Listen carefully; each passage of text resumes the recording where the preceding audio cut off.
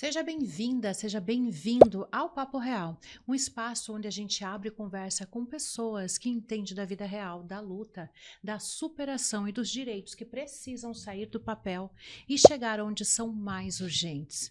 Hoje o papo é com duas mulheres que são mais do que médicas, são luz na vida de quem está enfrentando uma das maiores batalhas, o câncer. Vamos conversar sobre prevenção, sobre cuidado de verdade e sobre como a ciência, quando caminha junto com a empatia, pode transformar vidas. E para essa conversa tão necessária, eu tenho a honra de receber duas profissionais que são mais do que médicas, são agentes de transformação.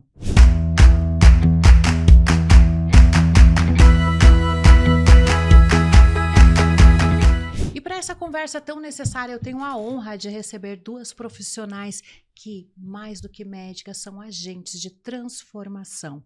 A doutora Priscila Morosini, que é cirurgiã oncológica, especialista em câncer e doenças benignas da mama, com uma atuação marcada pelo compromisso com a prevenção e o cuidado humanizado, fundadora da Associação Por Minhas Mamas, que é voltado à visibilização e empoderamento emocional de mulheres que enfrentam o câncer de mama. Um trabalho essencial na construção de uma rede de apoio efetivo, informativa e política para enfrentar a doença com dignidade.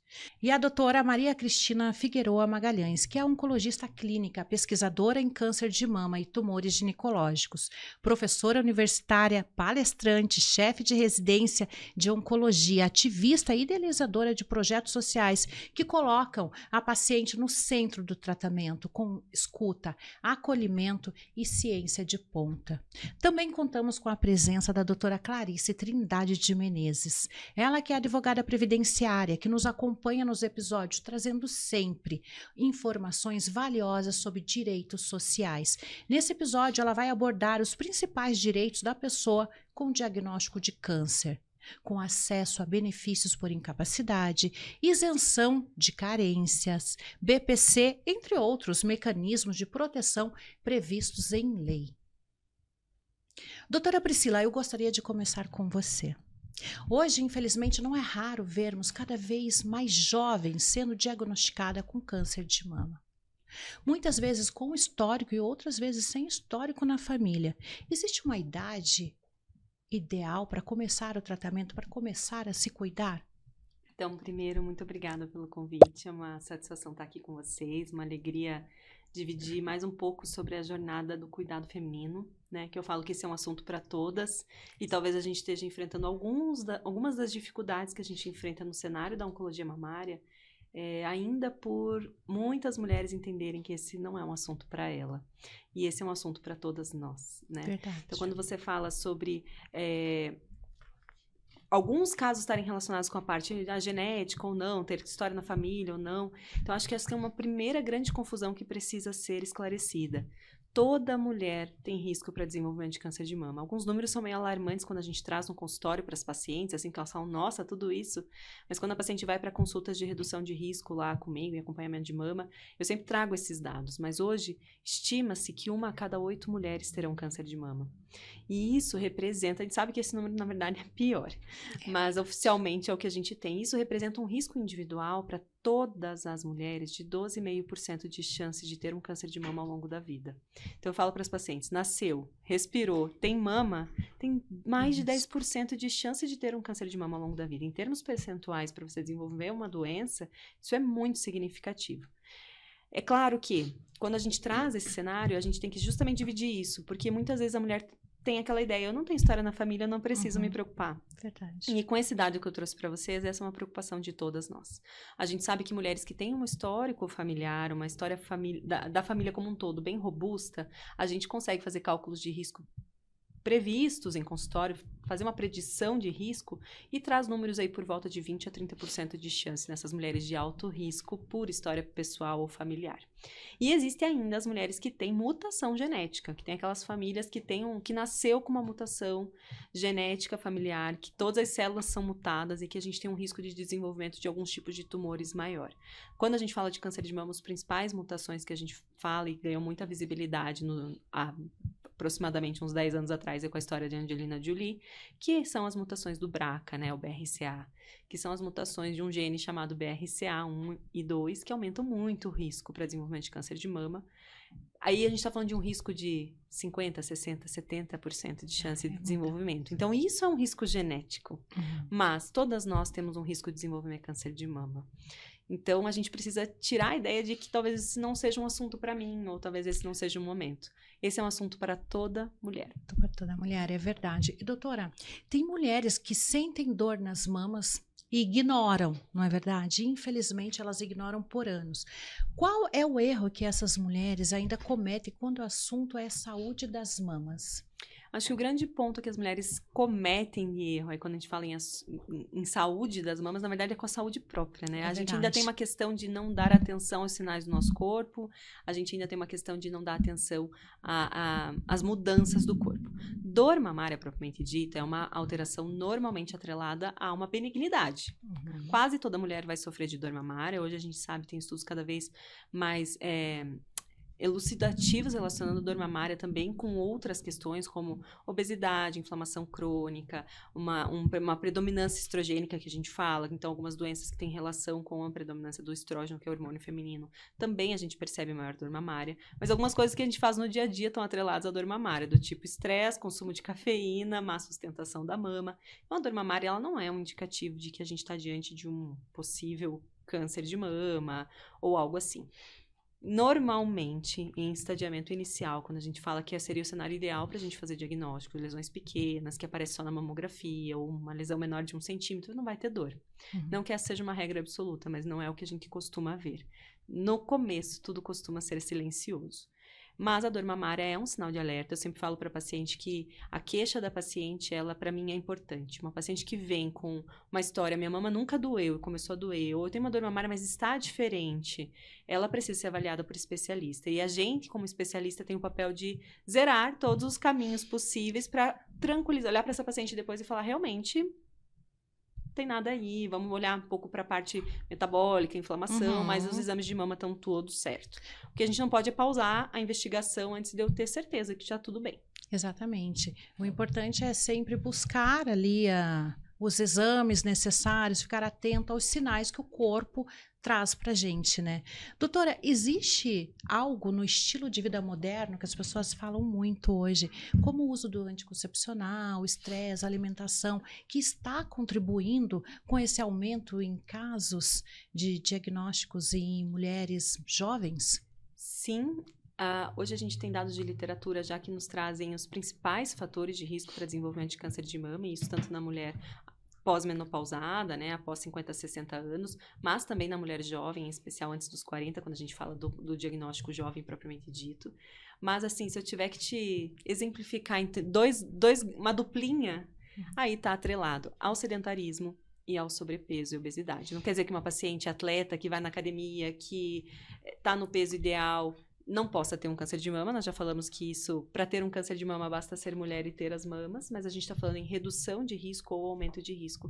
E os grandes 2 fatores aí que acho que estão mais atrelados a gente começar a ver cada vez mais esse diagnóstico em jovens está relacionando a alimentação com sobrepeso Sim. e ao sedentarismo. O álcool também tem influencia muito, né? Tem influência direta o álcool, a gente tem influência também já com um dado robusto de literatura trazendo o papel do intestino, da microbiota intestinal, da parte metabólica, de doenças autoimunes, todas atreladas a um desbalanço aí com dano no DNA e com risco de desenvolvimento não só de câncer de mama, como outros tipos de tumores, Sim. né?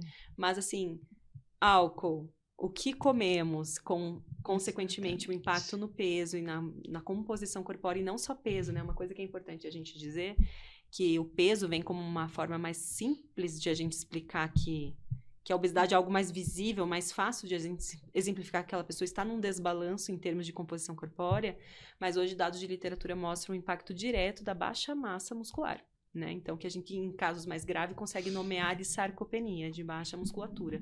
Então, não só o sobrepeso, a obesidade, a gordura corpórea tem um impacto negativo no risco de desenvolvimento de câncer de mama, mas também mulheres que, principalmente na pós-menopausa, há uma tendência a perder massa magra, também atrelada a essa sarcopenia e perda de massa magra, piores desfechos e aumento de risco de desenvolvimento de tumores. Doutora, e assim, qual é a sua dica para melhorarmos esses dados, tendo em vista que estudos comprovam que a cada ano que passa existe um aumento muito grande, principalmente em mulheres de 20 a 44 anos? Devemos reforçar a importância de ampliar o debate sobre prevenção ativa e rastreio precoce, sobretudo nas faixas que estão ficando fora das diretrizes de mamografia? Com certeza, eu acho que esse é o grande... Na verdade, nós temos desafio em todas as fases. Nós temos desafio, inclusive, na mulher na pós-menopausa ali, daquela de 50 anos, que sabe que deve fazer. A gente tem o desafio naquele cenário de também convencer a mulher que sabe que está numa faixa etária que deve fazer os exames de rastreio, trazer consciência para esse cenário, mas um dos grandes desafios que a gente tem, sim, é essa população que está cada vez mais diagnosticada com câncer de mama, que é a população que hoje não se enquadra nos protocolos de rastreio, que são as mulheres antes dos 40 anos. Então, o rastreio do câncer de mama pela Sociedade Brasileira de Mastologia, Sociedade de Ginecologia e Obstetrícia, pela Sociedade Brasileira de Radiologia, a gente tem, e outras sociedades associadas que corroboram com esse protocolo e com essa definição de rastreio ideal, a gente tem que toda mulher deve fazer, a partir dos 40 anos, mamografia todos os anos, anualmente. Esse é o protocolo ideal, tá? Sim. Pelo Ministério da Saúde, a gente tem um protocolo diferente disso, que é a partir dos 50 anos, bianual. Então, a gente já começa com um grande problema, que eu acho que em breve vamos começar a ver isso mudar. Houve essa semana e houve um posicionamento de que acho que temos uma luz no fim do túnel. Lógico que a gente sabe que, infelizmente, no nosso Brasil, entre um assunto ser dado como executado, né, definido e ser executado é uma outra conversa. Verdade. Mas há já uma esperança aí de que a gente veja isso se igualar.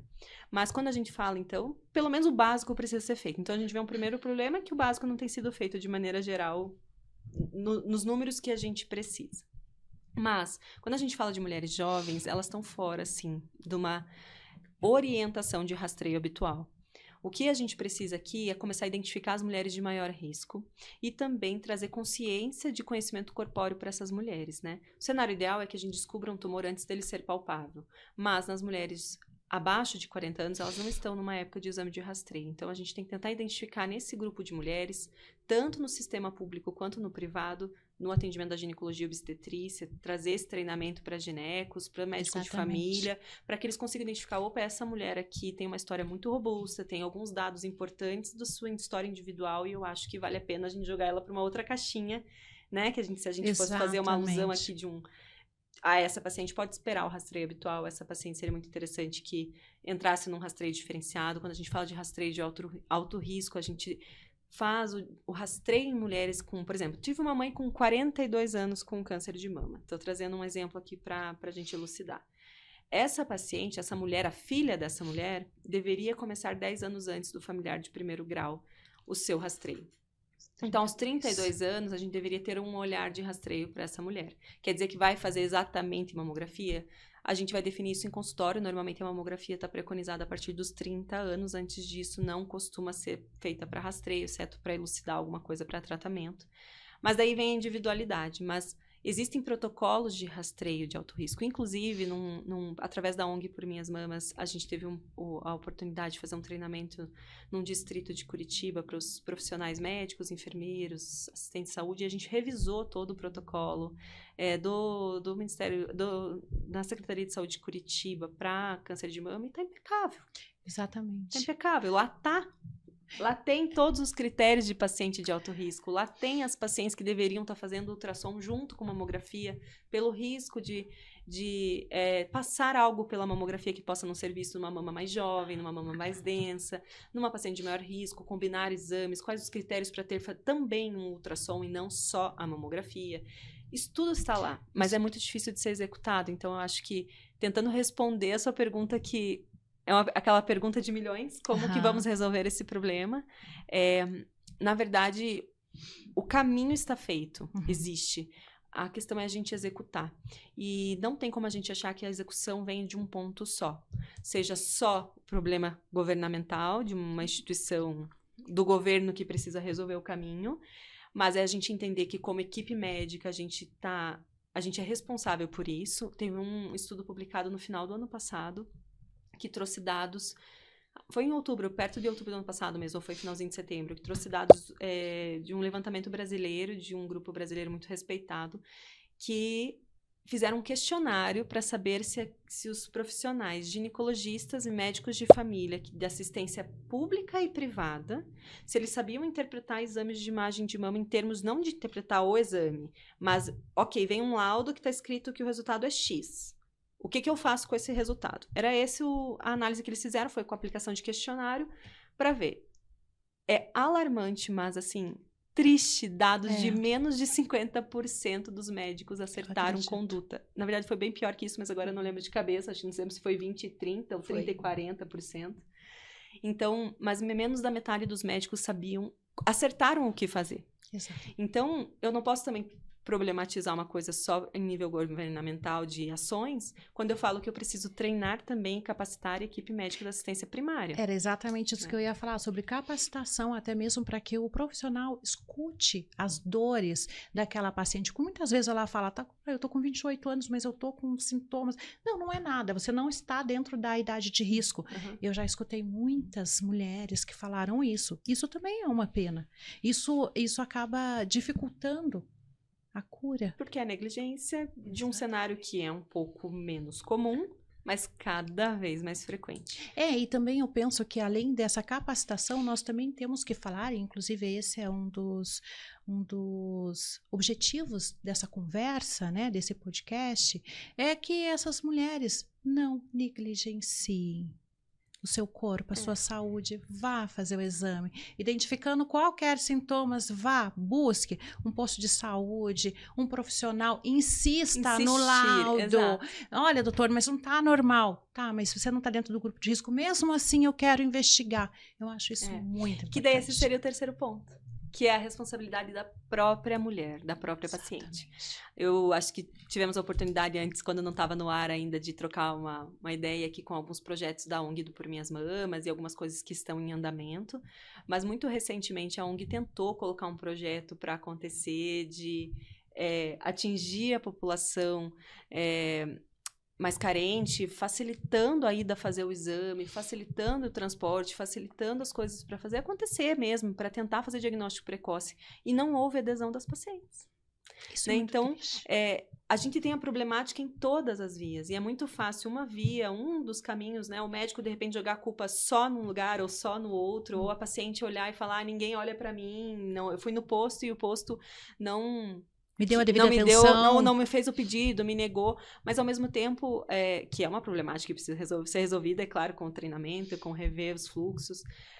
Mas há uma culpabilidade em todos os cenários, né? Então, o grande ponto é alguém estar disposto a sentar em termo governamental, em termos de assistência médica, profissionais médicos que são capacitados e que estão dispostos a esse trabalho para achar solução, junto com a capacitação a ponto de a gente educar as pacientes. Exatamente. Que esse é o grande objetivo do Por Minhas Mamas. Porque né? era aquilo que a social. gente estava conversando. Nós, mulheres, somos educadas a nos colocarmos em segundo plano, não é verdade? Sempre o filho, a casa, o marido, o trabalho, muitas carreira.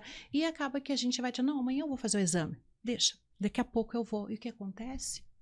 Essa negligência leva muitas vezes a um tratamento muito mais doloroso. Que é o que a gente vê muito, infelizmente, tanto no âmbito público quanto no privado, são diagnósticos localmente avançados, né? Exatamente. Diagnósticos num tempo em que a gente gostaria de ter descoberto muito antes, né? Então, a gente precisa, eu sempre falo assim, que muitas coisas transformam o mundo, entre eles, em especial, o amor, né? O amor. Mas o que transforma realmente a medicina que a gente executa, o que a gente vai ver que as coisas vão começar a funcionar, é com a educação continuada. Exatamente. Em todos os âmbitos, né? É a gente mostrar para o governo que fazer diagnóstico precoce, a gente vai ter economia, números, dados, e educar um governo a ponto de ele enxergar políticas públicas com um valor cada dia mais assertivo em termos de conduta, a gente educar o médico o generalista da linha de frente, né? A gente educar esse médico para que ele não seja o médico que vai falar meio no senso comum, você é jovem, não tem, porque às vezes ele tá até desatualizado daquela área, tá até desatualizado aqui. Não é fácil a gente estar atualizado em tudo. Hoje, se alguém me pegar aqui pra falar de oftalmologia e eu tô rindo, eu tô perdida. Eu não sei, eu vou falar, pelo amor de Deus, chama o médico, né? Porque assim, tirando as brincadeiras aqui, esse é o nosso mundo. A gente tá imersa dentro da oncologia. Então, a gente está inserida na oncologia e a gente enxerga essa urgência de falar de oncologia. Mas a grande verdade, quando a gente está diante de um médico generalista, é muito difícil estar atualizado em todas as subáreas. Por isso que esse treinamento continuado, ter um incentivo governamental, da Secretaria de Saúde de treinamento médico continuado, isso tudo é muito importante. Eu sei que já existe alguns programas para isso, já é pensado nisso, mas talvez intensificar isso tudo, né? Treinamentos digitais, tudo isso pode fazer com... E lógico que esses médicos não adianta nada ser criado algo e o médico não assistir, não estudar. Então, acho que tem que ter todo tem que ter um envolvimento de todo mundo. Mesmo. Eu concordo. E eu acho que a gente tem que cada vez mais falar sobre isso e falar, se cuide, é sério, o câncer de mama ainda é um dos cânceres que mais mata mulheres, não é verdade? E doutora, falando aqui da autoestima e a imagem corporal, ainda tem um peso muito grande para as pacientes de câncer, não é verdade? Você acredita que a queda do cabelo, as cicatrizes, muitas vezes, influenciam na escolha do tratamento? Absolutamente. Claro que cada vez menos. Eu acho que recentemente no podcast fazendo propaganda aqui no podcast da ONG do Por Minhas Mamas, a gente está na 3ª edição e as 2 últimas edições foi num cenário de a gente trazer esse cenário da mulher sobrevivente, da mulher em tratamento, da mulher em tratamento prolongado no contexto metastático, todo esse cenário de estar em tratamento ou ter tratado, todas as coisas que a gente traz à tona com tudo isso, né?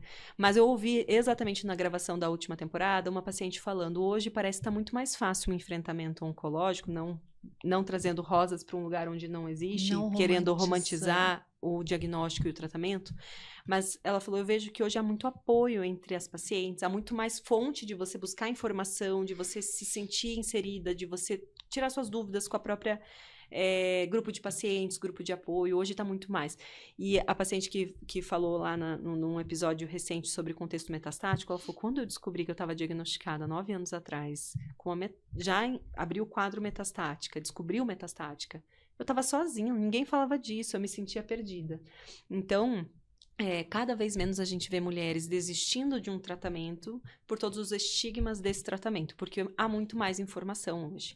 Mas eu já tive algumas pacientes minhas, assim, que sumiram, que decidiram não tratar e sumiram. E eu já tive pacientes que nos procuraram, inclusive tem uma paciente em comum com a doutora Cris, que procurou, através da informação que encontrou na internet, me procurou, buscou, daí no final das contas nos achou, está em tratamento até hoje, mas que passou anos sem tratar, por medo, pelos estigmas do tratamento, e decidiu tratar no momento que ela se sentiu segura, achou uma informação que trouxe segurança para ela e ela buscou, porque ela estava preparada. E aqui cabe muito um olhar de entender como a gente pode trazer cada vez mais segurança para essas mulheres, mas também ter muito cuidado para a gente não ter um olhar julgador, do tipo, meu Deus, que absurdo, ela não tratou porque o cabelo ia cair, ai, que coisa boba. E não é, porque cada um tem uma bagagem, cada um tem uma história a ser contada, né? Cada um tem suas inseguranças.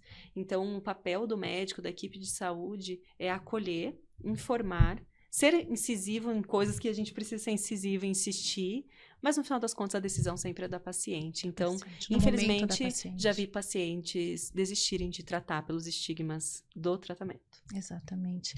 Bom, trazendo agora a conversa para um olhar mais... um olhar que também faz toda a diferença, que é o emocional. Doutora Maria Cristina, quando uma mulher recebe o diagnóstico de câncer, o que ela mais precisa ouvir naquele momento? E o que ela jamais deveria ouvir?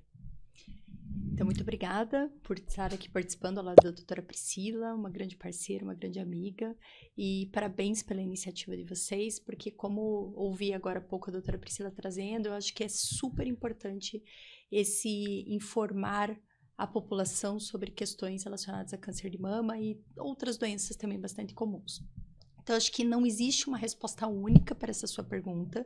Vai depender muito de que momento essa mulher foi diagnosticada e quem é essa mulher. né? Porque muitas das vezes a gente, numa própria consulta, nós temos que aguçar, né? Deixar bem afinado o nosso senso ali do que essa paciente gostaria de receber de informações. Mas, de uma forma geral, eu costumo dividir esse momento do recém-diagnóstico, no momento que está tudo confuso na cabeça dela, que eu falo assim, que é como se ela estivesse caminhando numa trilha muito clara, muito fácil dela entender o que vem de próximo passo, e de repente ela cai num buraco. Exatamente. E ela não sabe exatamente a profundidade desse buraco, né? Então, a primeira coisa eu acho que é assim, tentar entender o que ela está compreendendo da situação. Então, primeiro eu jogo para a paciente essa pergunta. O que você entendeu até agora? Qual é a sua angústia? E uma outra coisa que me preocupa muito também é quem está com essa paciente, quem é a rede de apoio dela. Porque uma das coisas que nós temos que tomar muito cuidado é que, como a gente estava falando aqui, existe muito estigma relacionado ao câncer.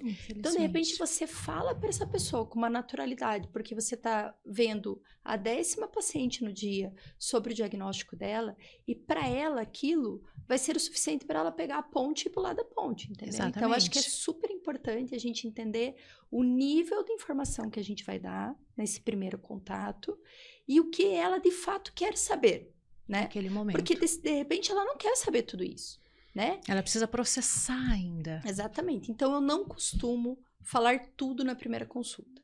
Eu falo principalmente os passos iniciais, ou seja, o diagnóstico, o que ele significa, o sobrenome do câncer de mama, como eu costumo chamar, então que família que esse tumor pertence e em que momento essa doença foi diagnosticada. Então, se ela foi diagnosticada numa fase inicial e que a gente vai, de repente, trazer a estratégia cirúrgica para o primeiro passo, ou se eventualmente a gente vai precisar tratar com quimioterapia ou outra estratégia. Então, acho que é importante esse delineamento inicial.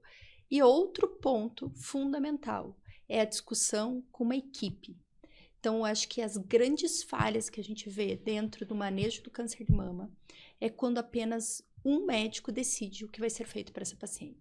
Então, existe uma necessidade, assim, que eu digo que é fundamental hoje com o conhecimento oncológico, de minimamente o cirurgião estar alinhado ao clínico para poder definir qual que vai ser as ordens aí das peças para que a gente possa, de fato, ganhar o time e ganhar o jogo. Que maravilha.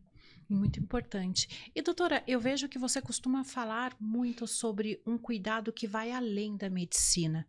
O que é, na prática, tratar uma paciente com um olhar ampliado? Como isso pode mudar o resultado do tratamento?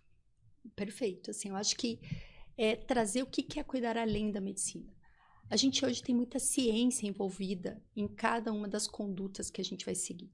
Porém, muitas das vezes as pacientes não estão apenas querendo ouvir o que saiu no último artigo, Exatamente. o que está descrito de melhor na literatura, enfim, até porque muitas delas não vão ter acesso àquela estratégia, né? E como que a gente pode ir além? Então, cuidando principalmente desse estilo de vida, né? Então, procurando entender, e claro, com um olhar muito cuidadoso, a alimentação, e também entendendo sem julgar, né? Poxa, tá comendo uma bolacha aí, que absurdo. Não.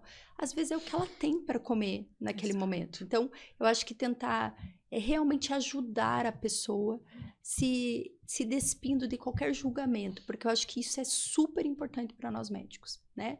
A gente entender que a vida do outro não é igual à nossa, né?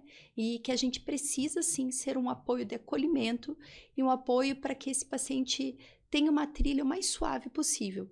Então, a gente tem que estar preocupado com o estilo de vida, a gente tem que estar preocupado com rede de apoio e com questão espiritual também, é muito importante, né? Verdade. Então, o que é questão espiritual? É além da parte religiosa, é além de algo absolutamente verdadeiro para mim, né? É acreditar que para a paciente aquilo faz sentido e seja o que quer que seja, né? Se ela se apega ao fato de querer ver os netos crescerem, a gente vai usar aquilo como apoio espiritual. Ah, eu quero comemorar 25 anos de casado com meu esposo. A gente vai usar aquilo como questão espiritual. Então, é ter esse cuidado de entender como que ela vai delinear um propósito. Por que ela quer tratar? ela quer tratar porque ela vai querer seguir ao lado do trabalho dela, ou que ela quer ver o neto se formar, ou qualquer outra coisa. Então, a gente vê por estudos e mais estudos que quando um paciente tem, em qualquer tratamento, não apenas em câncer, um propósito, né, ele consegue trazer uma força muito maior para o tratamento e um resultado muito maior também relacionado a isso. Que acaba sendo a escuta, né, doutora? E tentar trazer para aquela paciente, principalmente, aquela motivação a mais, para ela acordar todos os dias, para ela acreditar na cura, para ela buscar esse lugar, né? Exato. Doutora, você sabe que uma mulher me contou que durante o tratamento ela perdeu o desejo, a autoestima e até a intimidade com o parceiro. A gente escuta muito, mas esse caso eu quis trazer para cá, para essa conversa, para esse bate-papo, porque isso me tocou. Ainda é um tabu muito grande falar sobre esse lado invisível do câncer e que é tão real na vida das pacientes, não é verdade? Como que nós, né, enquanto sociedade, vocês como doutoras, né? E como que nós podemos acolher essas mulheres de forma mais humana, inclusive falando de políticas públicas, porque realmente eu sei que essa é uma dor muito grande que acomete muitas mulheres. Então, isso é um assunto que a gente não combinou, mas eu vou dar uma aula sobre isso semana que vem. Então, eu tenho estudado muito sobre isso. Que maravilha. Porque a gente vai falar sobre exatamente assim, formas de nós médicos e equipe de saúde auxiliarmos as pacientes em relação à questão sexual, né, que é um fato, né, depois de um diagnóstico de câncer. É uma dor muito grande, né, para essa mulher. Sim. E quando a gente fala em câncer de mama e tumores ginecológicos, isso é mais importante ainda, né? Então, a gente tem, de forma didática, algumas divisões. A primeira divisão delas é a questão fisiológica mesmo. Uhum. Então, alguns tumores de mama a gente vai precisar bloquear o hormônio feminino. Sim. Né? E, obviamente, isso vai cair, né? Vai ter uma baixa produção de hormônio feminino, ou até algumas vezes a gente quase não chega a zerar, mas chega a induzir como se fosse uma menopausa nas pacientes. E isso vai impactar do ponto de vista fisiológico, a libido, e também a questão de ter uma vagina preparada para a relação sexual. Né? Uhum. Segundo ponto, que eu acho que é o mais importante, que mais precisa de treinamento, é nós médicos conversarmos e abordarmos as pacientes sobre essa questão. Porque o que acontece não raramente é o seguinte: o paciente entende assim, puxa, esse médico me tratou e ele entende sobre câncer. Uhum. Eu vou aqui falar da minha vida íntima, que é algo tão pequenininho, né, perto do que combater um câncer. E aí o médico não fala nada também sobre isso com a paciente. Então, o que isso se transforma? Se transforma na lei do silêncio. A gente não fala sobre o assunto, né? A gente entende que se a paciente não traz essa queixa, tá tudo bem. E se a paciente também entende que, assim, trazer por uma consulta de algo, né, tão grandioso que é falar sobre câncer, falar sobre a questão sexual dela, exatamente. Talvez não seja muito importante. E ela acaba aceitando aquela dor. Exato. Que não deve ser, né, tomado. E outra coisa também muito importante, que daí eu acho que vai além, muito além do câncer, mas eu acho que aí é tangente ao feminino, é a gente entender sobre a nossa sexualidade. Então, o que eu chamo de letramento sexual, né? É a gente entender o que nós podemos permitir ou não para a nossa parceria. Sexo não pode ser doloroso. Exatamente. Tá? Verdade. Então, se por algum motivo esse sexo não está sendo prazeroso para mim, eu tenho que sentar, se eu tiver uma parceria aberta, seja, né, uma parceria homoafetiva ou não, né, eu tenho que sentar e ter uma conversa muito aberta com a minha parceria para dizer, olha, para mim não tá legal. Então, vamos reinventar todo esse processo, né? Se a questão penetrativa está sendo problema para a mulher, a gente vai ter que conversar sobre isso. Exatamente. Né? E aí, isso que eu acho que é a questão que mais nós mulheres a gente acaba aceitando, e isso eu vou dizer, até vou furtar de um depoimento que eu tive num dos encontros que eu faço com as pacientes, que uma paciente falou que pelo fato do companheiro dela não ter abandonado ela no momento do diagnóstico, ela acabava tendo relação sexual com ele porque era como se fosse, assim, uma Moeda de contrapartida Exatamente. por ele ter ficado com ela. Mas imagina que triste para ela, além de carregar toda a dor do tratamento, ainda ter que viver sentindo dor para compensar. E o que vai acontecer? Toda vez que essa mulher for, né, alguém procurá-la para ter atividade sexual, ela vai ter medo, ela vai se fechar, que libido que eu vou construir. Eu posso entupir essa pessoa de hormônio, ela não vai ter libido. Exatamente. Então, eu acho que esses 3 pontos, eles são fundamentais. A gente pensar na questão de melhorias fisiológicas, né? Algumas vezes não possível de ser hormonal. Daí a gente tem que pensar até em outras formas de prazer, né? Segunda questão é a equipe de saúde e o médico em especial abordar sobre essa questão com a mulher, né? Então, perguntar ativamente. E terceiro é o letramento sexual, né? Então, sexo tem que ser prazeroso. E isso é muito importante. E quando a gente fala de tudo isso, a gente volta, às vezes, muitas vezes, quando você perguntou de políticas públicas, né? Exatamente. A gente volta muitas vezes desde a mocidade, né? Desde essas meninas que estão num momento, muitas vezes ali, às vezes precoce, introduzidas a uma sexualidade distorcida, ou mesmo nunca conversado sobre o tema, ou de uma maneira inadequada, e muitas vezes introduzidas a sexualidade de maneira inadequada no contexto violência, né? Então, a gente tem, assim, eu tenho inúmeros casos no consultório que, né, posso dizer com alegria que é um tema que eu abordo com as pacientes em toda a consulta, então eu trago essa pergunta, muitas vezes mexendo nessa conversa, nesse baú, né? mexendo nessa caixinha. Uma das perguntas que eu faço frequente para as pacientes quando elas se queixam, a libido tá horrível, tá seco, tá isso, tá aquilo, traz as queixas e a gente vai trazendo as possibilidades. Mas a primeira pergunta que eu faço para elas é: foi bom algum dia? Isso é bem importante. Por quê? Porque há uma tendência também de a gente falar o diagnóstico oncológico, o tratamento oncológico trouxe uma tragédia na minha sexualidade. Até uma justificativa, né? Como uma justificativa. Agora o tratamento... E não é raro, eu tenho Tem uma bengala. Muitas pacientes, tanto do contexto público quanto privado, que tiveram a liberdade de transpor, assim, além do que a gente estava conversando e trazendo muitas questões relacionadas ao passado, com uma sexualidade violenta em alguns pontos, e que, no fundo, trouxe muitos empecilhos. Às vezes, empecilhos até para o plano B, né? Então, assim, a penetração não é mais possível pelo ressecamento importante, pela uma atrofia importante por conta do bloqueio. Vamos para outras alternativas. Às vezes, a outra alternativa foi uma violência lá atrás. Então, a outra alternativa não é uma alternativa, né? Então, assim, por isso que entra uma medicina que a gente precisa, e a gente sabe por questões múltiplas de tempo, de desejo de um médico, muitas vezes também, mas também de tempo, remuneração e muito mais, quantidade de pacientes, a diferença do âmbito privado para o âmbito público, que o número de pacientes muda, nem sempre a gente consegue chegar no ponto em que efetivamente a gente vai conseguir trazer uma transformação. Porque esse ponto muitas vezes depende de uma escuta, de uma confiança. Então, muitas das pacientes que eu ouvi alguns relatos mais profundos, foram muitas vezes 3 anos depois de tratando comigo já. 2 anos, 3 anos, 5 anos de tratamento, foi quando a primeira vez ela se sentiu segura no ambiente, tipo, já tem uma relação de intimidade, de confiança profunda, a ponto de eu me sinto segura para abrir isso, né? Eu já tive pacientes que contaram desde a primeira consulta, mas eu tive pacientes que abriram anos depois.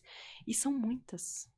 Não é assim, um caso que dá para eu nomear, são muitas. Inclusive, tem muitas pacientes que desistem do tratamento por conta dessa dor. Sim. O que é péssimo, o que é triste, o que não podemos deixar. E assim, enquanto sociedade, enquanto médicas, enquanto pessoas que lutam em prol dessa causa, o que nós podemos fazer para ajudar essas mulheres a se sentirem confiantes em abrir essa caixinha para o profissional? Primeira coisa, informação. Tá. Segunda coisa, minha opinião, o acolhimento médico é um médico que efetivamente escuta. E assim, daí, como qualquer área de qualquer profissão do mundo, vai ter o bom profissional e o não tão bom assim, ou a pessoa que não está disposta, né? Nós não estamos falando só de técnica, de fazer a coisa certa ou não, mas é de estar disponível e disposto. Então, eu acho que, mais uma vez, se eu puder trazer uma palavra para dizer, eu acho que é educação. Educação. Né? Eu acho que uma coisa muito importante também, a gente sabe a força das redes sociais, por exemplo, das mídias sociais. Só que em relação à sexualidade feminina, ela é muito deturpada. Então, o que aparece sempre? Para você ser uma mulher bonita no Brasil, você, então, tem relação sexual todo dia, várias vezes ao dia, né? E quando a gente vai ver estatísticas mesmo, quando a gente vê estudos, nós vemos que a maioria das mulheres brasileiras não tem esse nível de atividade sexual que é descrito, né, Como pelas ideal. pelas pessoas que estão em alta na mídia social. É verdade. Então, eu acho que, e eu tenho visto cada vez mais isso, eu vejo como muito positivo, até mesmo atrizes, tudo trazendo essa questão da menopausa, né? O que eu acho muito positivo, muito Muito. necessário. Nós Muito. temos que falar sobre essa fase da vida, que é tão importante Isso. para nós mulheres. Nós temos que nos empoderarmos, Exato. sim. Nós temos que nos libertarmos desses tabus É. que a sociedade machista impõe. Isso. E trazer Nós e podemos entender que a envelhecer, mulher e tá não é tudo um bem. objeto sexual, né? Exatamente. Como muitas vezes assim a gente vê, por exemplo, a não valorização do corpo, a não valorização da sua individualidade. Todo mundo tem os seus predicados, as suas qualidades e as suas não tão qualidades, mas a gente tem que entender como mulher o quanto a gente pode fortalecer o nosso poder mesmo, né? Exatamente. E que ninguém, isso eu não digo apenas os homens, mas nenhuma parceria pode fazer algo, agora é uma palavra bem forte que eu vou falar, mas que eu acho que é isso mesmo que eu comento com as pacientes, nenhum estupro pode ser consentido, né? Exatamente. Então, ou seja, a gente não pode sofrer para agradar o próximo, a gente tem que pensar que isso tem que ser algo que realmente vai trazer prazer para nós e que faça sentido para nós, a gente tem que se permitir. Então, eu acho que isso a gente pode trazer uma potencialização nas mídias sociais. E vejo que hoje muitas atrizes, muitas pessoas influentes têm trazido essa temática, principalmente no quesito menopausa, né? E que é bem importante. Que antes também era visto como um tabu. É. Ninguém fala sobre isso. Porque é uma fase que ninguém queria chegar, né, como algo assim, mas hoje a gente tem algo muito evoluído. E outra questão ainda na sexualidade, mas também na menopausa, que vai juntando todos os pontos, assim, essa educação, mas a doutora Cris falou, mas é a questão da conversa, né? Então, muitas mulheres têm relacionamentos sadios, tem algumas pacientes nesse cenário, relacionamento sadio com maridos presentes, que elas amam, que é um relacionamento bacana, mas que ela está escondendo do marido que não tá legal. Exatamente. Porque esse assunto aí é um assunto difícil, né? Como que eu vou decepcionar a pessoa que eu amo dizendo que não funciona. Não Ela, tá dando certo. ela se coloca mais uma vez naquele lugar de tipo, eu tenho que servir. Tem que estar bom para ele. Então, essa conversa, essa abertura para muito conversar, importante. tanto com a equipe médica quanto com a parceria, é uma questão, acho que, o grande gatilho que vai trazer grandes mudanças nesse cenário. Em termos de política pública, além da gente falar das questões da educação da mulher jovem, da criança, da adolescente, a gente tem algumas questões em políticas públicas que é a inclusão das metodologias que possam auxiliar a paciente, né? Então, a gente já tem alguns dados de literatura importante, mas que um deles já está no rol da ANS, que é a questão do Botox, da região íntima, que pode melhorar algumas questões, inclusive de vaginismo, inclusive de... Que é a vagina, quando ela tá tão enrijecida ali, a mulher, muitas vezes por bem tendo dor, ela vai criando uma contração, a ponto de não conseguir nem ter penetração. Ter elasticidade. Por falta de elasticidade, mas que ela mesma muitas vezes cria por medo, em outros casos pela própria consequência do tratamento. E também as tecnologias, aparelhos de tecnologia, né? Laser, radiofrequência, CO2. Até fisioterapia pélvica. Fisioterapia pélvica, que são coisas que seriam algumas coisas de mais custo, né? Maior custo ou menor custo, mas seriam coisas possíveis de a gente olhar para um cenário de política pública para inclusão para essas pacientes e acesso, e que está longe ainda de ter uma luz no fim do túnel nesse assunto. Então, em termos de política pública, eu acho que seriam pontos importantes dentro da temática sexualidade e tratamento do câncer de mama. Excelente, mesmo porque quando nós falamos de uma mãe que vive ali em situação, uma mulher, não é uma mãe, uma mulher que vive ali em situação de vulnerabilidade social, ela não tem acesso a esses tratamentos. O que resta para ela? É isso. Não é verdade? Então, muitas vezes resta estar dentro de um cenário de relação consentido. Que é o estupro consentido. Exatamente, de dor. E nós não queremos que essa paciente já com tantos outros outros Tantas desafios. outras dores, né? Exatamente, tenha mais essa dor. Então, eu acredito, sim, que nós devemos, sim, sempre buscar políticas públicas. Nós temos que erguer essa bandeira, sim, em prol dessa mulher que precisa. Inclusive, falando não só de política pública no contexto SUS, mas falando no âmbito privado, tem no podcast da ONG que foi ao ar ontem, que falava de direitos das pacientes, a gente recebeu uma advogada que é uma paciente em tratamento, e ela foi a primeira jurisprudência do país para a liberação do laser via convênio, com cobertura do convênio, porque daí ela deu toda a explicação, enfim, mas ele é atrelado a uma consequência do diagnóstico. Eu assisti. Então, há Exatamente. esse espaço para a gente ter essa liberação, foi uma jurisprudência, já está conseguindo outros casos. Maravilhosa, Então já exatamente, muito importante. E é sobre isso, é sobre não desistir. Doutora, outra agora pergunta para as duas. O câncer começa no corpo ou na alma? Puxa, é difícil responder. Difícil, né? Mas eu acho que é um conjunto. Até porque a gente não consegue separar, né? É o corpo verdade. e a alma, na verdade, ele é um somatório. Eu acho que, de uma forma bem simplificada, eu sempre digo para os meus alunos, tudo que causa inflamação crônica no nosso organismo é inimigo do câncer, né? E aí a gente pode navegar em diversas situações. Recentemente, a gente, semana passada, publicou um artigo mostrando que a infecção pelo vírus Epstein-Barr, que é aquela mononucleose, que é a doença do beijo, ela pode também ser um fator de risco para desenvolvimento de câncer de mama. Mas o que isso significa? Significa que tudo que inflama meu corpo vai ter um risco maior de eu desenvolver alguma diminuição da minha imunidade. Então, eu digo que é como se fosse o raio-x lá do aeroporto. Se ele não está bem calibrado, a célulazinha da neoplásica pode passar ali e começar a se proliferar. Então, o fato de uma paciente ter um humor mais deprimido, passar por uma situação difícil, o que vai fazer? Vai fazer com que o seu organismo, ele diminua esse raio-x, essa calibragem do raio-x. E aí pode passar uma célula que deixe de ir para a lixeira, entendeu? E comece a se proliferar. Então, a gente não sabe quem veio antes, o ovo ou a galinha, né? Porque a gente tem alguns estudos relacionando, por exemplo, câncer de pâncreas com humor depressivo, tá? Mas daí a gente não sabe se o fato de ter tido câncer de pâncreas aumenta a chance de evoluir para depressão ou ao contrário, né? Mas as coisas estão relacionadas sim. Estão relacionadas, né? Inclusive, a gente vê, assim, pacientes que têm uma visão mais positiva em relação ao tratamento. Eu vou me curar, eu vou fazer a minha parte, eu vou fazer exercício, eu vou me alimentar adequadamente. Essa Normalmente, energia. essas pacientes vão melhor, né?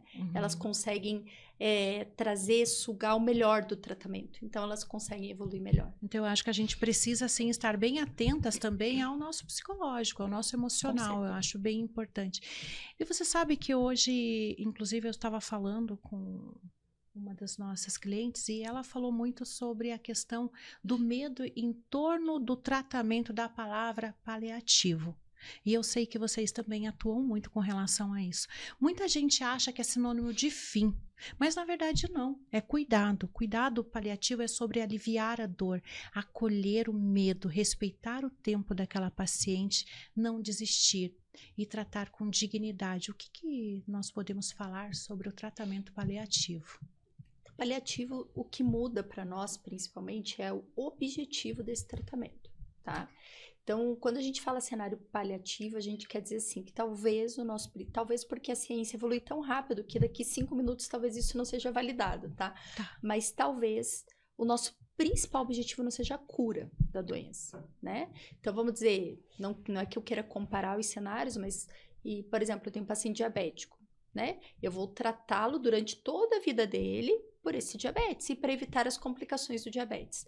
Em alguns tumores, principalmente câncer de mama hoje em dia, a gente consegue transformar a doença em algo mais crônico, né? E aí a gente chama paliativo porque talvez o nosso principal objetivo não seja a cura em si, mas seja manter essa paciente sobre um tratamento para evitar complicações e piora dessa lesão, tá? Mas ele não significa em absoluto que não tem mais o que fazer, né? Pelo contrário, eu acho que amplia a visão de que a gente tem que cuidar de todos os âmbitos da saúde. Quando a gente fala em saúde, cuidar da saúde de uma pessoa, a gente está falando da saúde psíquica, da saúde espiritual e da saúde, questão também física do paciente, né? Então, acho que isso que é o recado principal. Quando a gente fala paliativo, hoje em dia eu quase não uso mais esse termo, porque eu sei que as pessoas têm tabu ainda. Então, eu prefiro falar assim, é um cuidado continuado, é um cuidado mais amplo, né? Porque eu acho que é mais acolhido pelos pacientes. Eu já tive paciente, por exemplo, que não quis ir com a equipe de cuidados paliativos porque a gente falou paliativos. Olha aí, só existe um tabu. E lembrando que o cuidado paliativo, ele entra também no contexto da paciente com o intuito curativo ainda, né? Então, existem várias fases do cuidado paliativo. O senso mais comum e a relação direta que a gente faz é esse cenário que a doutora Maria Cristina acabou de explicar, que é o paciente do cenário metastático, que vai ter um objetivo de controle de doença e controle dos danos também naquele cenário. Mas o cuidado paliativo se aplica a controle da dor, por exemplo.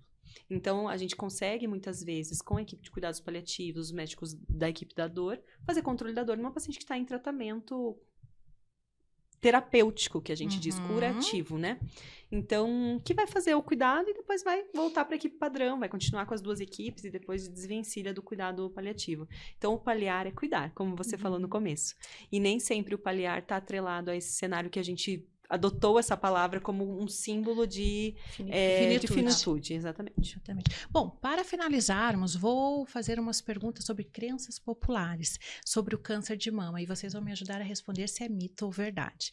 Prótese causa câncer? Mito.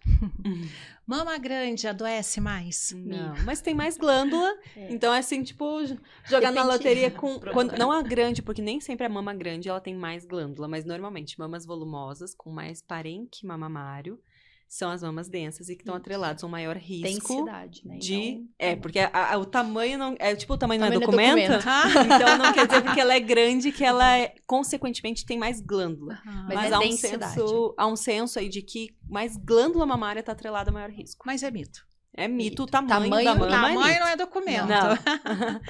Só quem tem histórico de câncer desenvolve? Não. Mito. Pelo contrário. Pelo contrário. É uma minoria. Tá?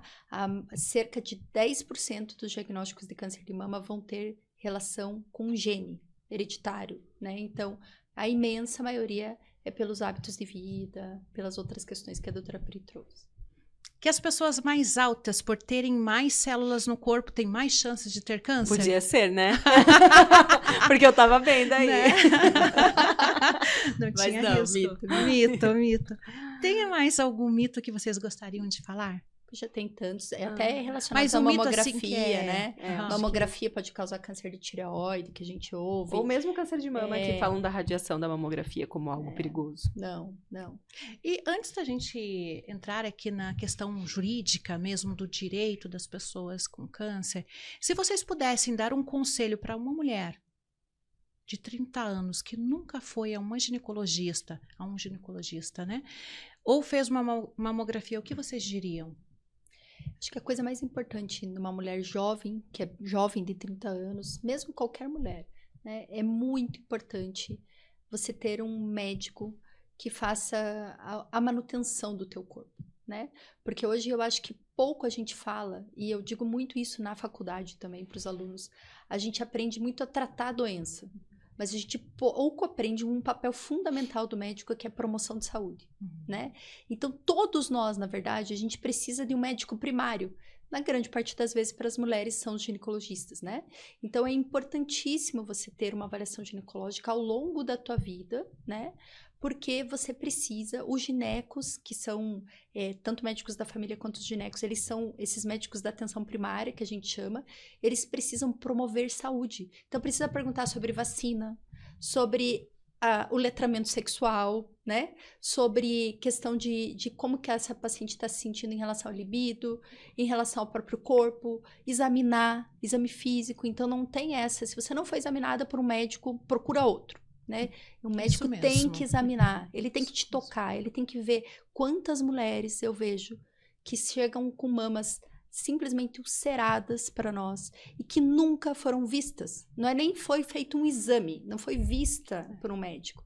Então, eu acho que é super importante, sim, todos nós temos um médico que nos acompanhe para promoção de saúde. E eu acho importante também a gente destacar que a sua dor importa. Busque, investigue, insista, não desista. Exato. Não é Exato. verdade? E o básico precisa ser bem feito. Exatamente. Prática regular de atividade física, alimentação adequada, olhar para a composição corpórea, o que a gente é, o que a gente come. Então, o básico precisa ser feito também. Porque informação também é cuidado. Chegou a hora de falarmos sobre os direitos que assistem quem enfrenta um diagnóstico tão desafiador. Doutora Clarice, o que é essencial saber nesse momento? Conta pra gente o que a legislação prevê para quem está passando por um diagnóstico de câncer. Então, além de toda essa jornada do tratamento, né, que as doutoras explanaram muito, muito bem ali, uma aula pra gente aqui, tem a questão financeira. Porque muitas acabam tendo uma incapacidade laborativa, tanto permanente, né, como temporária. Então, acaba afetando também diretamente a questão financeira, né, da família. Às vezes, a mulher que provê, né, toda a família. Então, além do tratamento, ela tem essa questão como sustentar a família, né, a casa. Né, ou como as doutoras falaram, às vezes o marido que provê acaba se separando nesse momento difícil. Então, tem um ponto que eu gostaria de destacar, que é a isenção da carência. Tá? Esse eu acho que é o ponto fundamental de destaque para o diagnosticado com câncer. Então, normalmente, o que ocorre? Para você ter a qualidade de segurado, você precisa de um número mínimo de contribuições. E o diagnosticado com câncer, ele tem essa isenção. Então, um exemplo aqui bem, bem fácil. A pessoa começou a contribuir em janeiro, fevereiro foi diagnosticado, ela já tem direito ao benefício por incapacidade temporária ou permanente, né? O mais conhecido como auxílio-doença e a aposentadoria por invalidez. Então, esse eu acho que vale bem destacar aqui, né? Que é uma situação que muitas vezes é negado pelo INSS, tem que se socorrer na via judicial, mas é um direito que é muito importante. Exatamente. Além do benefício por incapacidade, ou temporário ou permanente, que é o auxílio-doença, ou mais conhecido como auxílio-doença, e a aposentadoria por invalidez, a gente tem o BPC, que é o benefício assistencial. Aí envolve uma questão, né, que é a vulnerabilidade social. Então, tem que estar envolvida aí também um requisito financeiro. Então, também há possibilidade, sempre quando é possível o benefício por incapacidade, a gente opta pelo benefício por incapacidade. Por ser mais vantajoso. Mais vantajoso, né? Tem 13º, tem algumas situações que o BPC não abarca. Mas o BPC é um benefício também para quem nunca contribuiu, né? E a família que está em vulnerabilidade social. Além disso, tem uma isenção do imposto de renda para aposentados e pensionistas, né? Que também é um benefício para o diagnosticado com câncer. E também saque de FGTS e o PIS. Então, aí uma pincelada rápida. Exatamente. Né? Mas uma das dificuldades que a gente mais vê é a questão da demora das pacientes conseguirem isso, né? Em termos de políticas públicas, eu acho que esse é um grande ponto, assim, de tentar fazer um caminho rápido para as pacientes terem esse retorno financeiro, porque eu tenho pacientes que fizeram a quimioterapia inteira e não receberam. Judicialmente, a gente consegue manejar alguns instrumentos para acelerar, né? Que é o mandado de segurança. E como é possível, né, também entrar sozinho com esse pedido, mas muitas vezes há dificuldade porque não tem o conhecimento técnico, acaba se arrastando mesmo por um período grande. E sempre é urgente, né? Sempre a questão previdenciária é sempre uma situação urgente, porque é uma situação de doença, né? Situação de vulnerabilidade. Então, judicialmente, a gente tem alguns instrumentos, mas nada tão rápido, né, quanto a necessidade da pessoa. Então, sempre demora mais do que... Mas o bom, quando a gente fala do benefício do BPC-LOAS, do benefício assistencial da prestação continuada, é que aquela pessoa que vive lá em situação de vulnerabilidade, que tem aquela necessidade extrema, que não contribuiu porque sempre trabalhou na informalidade, então esse benefício vem justamente para auxiliar ela nessa situação. Então, o importante é que, independente da demora, eu acho que se você buscar orientação correta, adequada, com profissionais também. E não desistir, e né? não desistir do direito, não desistir de correr atrás. É que, assim, muitas vezes, para essa paciente, já é um turbilhão de informações, é um medo muito grande, elas acabam não indo atrás. É que tá brigando por tanta coisa, e é mais uma coisa para brigar, assim, né? Então, assim como, né, vocês falaram, a gente também tem que praticamente pegar na mão do nosso cliente e mostrar que ele tem pelo conduzir. processo, né? A gente tem E a gente não deixa de existir, jamais, porque é um direito. Já temos tantas obrigações, por que não lutar pelos direitos daquela pessoa que precisa desse apoio? Esse acolhimento também parte da gente, né? Porque a gente tem que acolher, né? A gente tem que entender e saber a urgência. Lembrando que também, né, doutora Clarice, que você também trabalha muito com a questão dos planos de saúde, não é verdade? Normalmente tem negativa de plano de saúde, medicamentos, né? E isso também é um direito, né? E é uma complicação, né? Assim, porque a gente, como equipe médica, sempre está à mercê de... Sabemos que existe esse direito, existe um caminho, existe uma droga padrão e muitas vezes a gente esbarra num convênio, a gente vê diferenças, inclusive, de qualidade entre os convênios. O convênio X libera, o Y não, o outro libera só a outra. Então, a doutora Maria Cristina lida muito mais com a questão das liberações de medicação como prescritora. Então, mas é uma questão, né? A gente sempre vai estar à mercê de entender cada convênio e muitas vezes está no médico o papel de dar um bom relatório com as consequências daquilo para as coisas darem certo esse também, documento é fundamental para que o juiz... Até eu queria sugerir aqui uma questão, até aproveitando sua expertise, né? O quanto também a gente precisa ser orientado, né? Porque as coisas mudam a todo momento também nessa questão judiciária. Então, vou dar um exemplo da questão do INSS, né? Há pouco tempo, a gente não definia quanto tempo de afastamento o paciente teria. Necessita. E aí, agora, os pacientes vêm, não, doutora, mas você tem que definir quanto tempo. Outra coisa também que agora está tendo uma demanda grande de pacientes, porque eu acho que elas se conversam, elas estão em ONGs, enfim, elas estão cada vez mais... Que bom que elas estão cada vez mais informadas, mas traduzir essa informação num verdadeiro conhecimento, né? Então, acho que uma das coisas que eu tenho visto muito, e queria uma opinião até da Pri e sua também, sobre essa questão, pacientes que a gente hoje, na oncologia mamária, a gente tende a ofertar cada vez tratamentos menos grandiosos em relação à cirurgia, né? Que a gente chama de descalonamento cirúrgico. Então, em vez de tirar vários gânglios embaixo do braço, a gente tenta reduzir ao máximo esse volume cirúrgico. Da mesma forma, tirar a mama, em vez de tirar toda a mama, só uma partezinha da mama. E nem todas as pacientes estarão enquadradas numa regra do PCD, por exemplo, tá? Só que todas ouviram uma falando e aí todas querem, né? Então, eu acho que é muito importante esse conhecimento também entre o advogado e o médico e entre essas duas pessoas, né? Esses dois profissionais com o paciente também. Exatamente, porque o nosso trabalho depende do laudo médico, técnico, né? A gente não consegue avaliar a questão técnica. Se está inapta para atividade laborativa ou não, ou ela consegue exercer. Então, isso depende muito do laudo. O período de afastamento. Então, isso é o médico que nos ajuda e a nossa prova é feita com laudo, né? A questão do PCD, a gente precisa comprovar as limitações, as barreiras. Então, para o dia a dia, tanto social. Então, cada caso é um caso. Realmente, a gente depende dessa avaliação.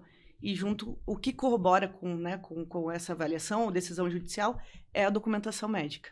Mas acho que a gente subestima o PCD, né? É verdade. A gente subestima, acha que o PCD vai ser o paciente que realmente não vai estar movimentando. E recentemente eu vi alguns casos relacionados também até efeito colateral da químio, né? A parestesia.